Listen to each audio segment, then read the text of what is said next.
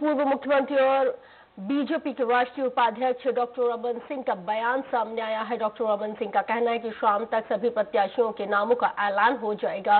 वहीं उन्होंने अपने राजनांदगांव से चुनाव लड़ने का फैसला पार्टी हाईकमान पर छोड़ दिया है।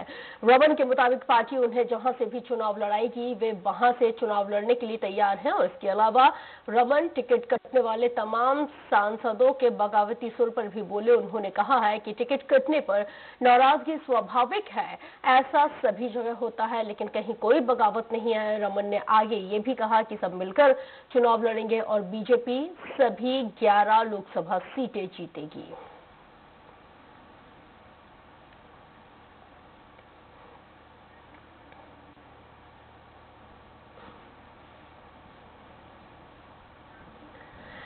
वैभव शिव पांडे जो गए ज्यादा जानकारी के साथ।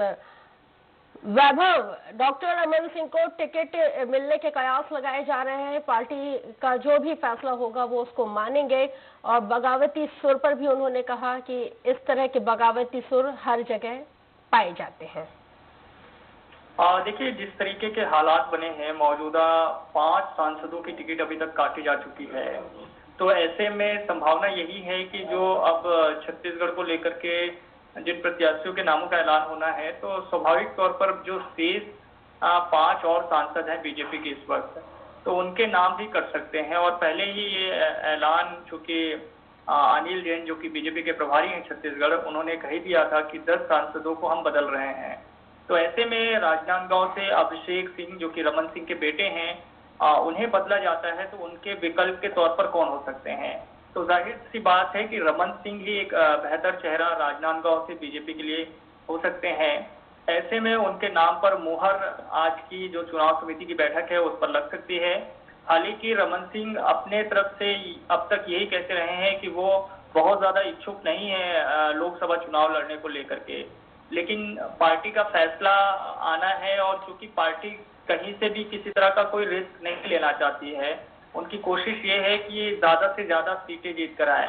छत्तीसगढ़ में चूंकि सत्ता परिवर्तन हो चुका है, अब कांग्रेस की यहाँ पे सरकार है, ऐसे में किसी नए चेहरे को या फिर किसी पुराने चेहरे को वहाँ पे उतारते हैं जो वैभव, क्योंकि बड़ा सवाल यह है कि विकास के नाम पर भारतीय जनता पार्टी चुनाव लड़ रही है और अगर वाकई में विकास हुआ है तो फिर इन पुराने चेहरों को बदलने की नौबत क्यों आन पड़ी? देखिए, ये तो रणनीतिक तौर पर बदलाव किया जाता है। कई बार ये चीजें होती है कि केंद्र सरकार से जनता तो खुश है, लेकिन स्थानीय तौर पर उनके जो प्रतिनिधि होते हैं, जो सांसद होते हैं, उनसे वो खुश नहीं होते हैं। उनकी डिमांड ये रहती है कि वहां से पार्टी दूसरे किसी को उम्मीदवार बनाए। तो जो स्थानीय तौर पर नाराजगी रहती है उसे खत्म करने के लिए कई बार चेहरे बदल देते हैं। और छत्तीसगढ़ में जो लोग यहाँ पे इस वक्त सांसद हैं, उनमें ज्यादातर लोग जो है काफी लंबे समय से हैं, कोई 4 बार से है, कोई 3 बार से, कोई 2 बार से। तो ऐसे लोगों को बदला गया है। जैसे कि सबसे महत्वपूर्ण बात थी रायगढ़ से केंद्रीय मंत्री का टिकट कटना। केंद्रीय मंत्री का टिकट कटने का मतलब ये साफ है कि हम कहीं भी किसी भी तरीके से कोई रिस्क नहीं लेना चाहते हैं, चाहे वो डेवलपमेंट का मुद्दा ही क्यों ना हो। लेकिन स्थानीय स्तर पर अगर कार्यकर्ता नाराज है, वो खुश नहीं है अपने सांसद से, तो फिर उन्हें बदल देना ही। यही आरोप तो मारकोले भी लगा रही है, सुमित्रा मारकोले, जिनका कहना है कि वो इस जमीन से जुड़ी हुई नेता है और उनको टिकट ना देकर पार्टी ने उनकी जगह दूसरे आउटसोर्स करके जो पैराशूट कैंडिडेट है उसको टिकट दे दिया है।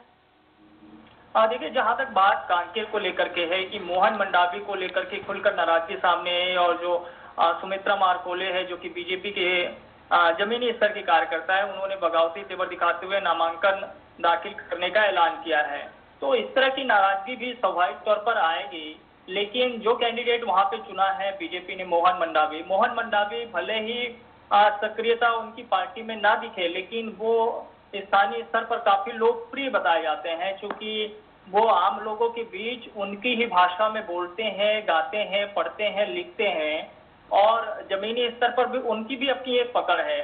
पीएससी के वो मेंबर थे, तो इस तरह की उनकी अपनी भी जो है एक राजनीतिक पकड़ और लोगों के बीच जो है पकड़ है। तो लिहाजा जब भी पार्टी इस तरह से प्रत्याशियों का चयन करती है तो तमाम चीजों को ध्यान में रखती है। बहुत शुक्रिया जी। ठीक नजर बनाए रखिए, अपडेट्स आपसे आगे भी लेंगे। बहुत शुक्रिया जानकारी के लिए।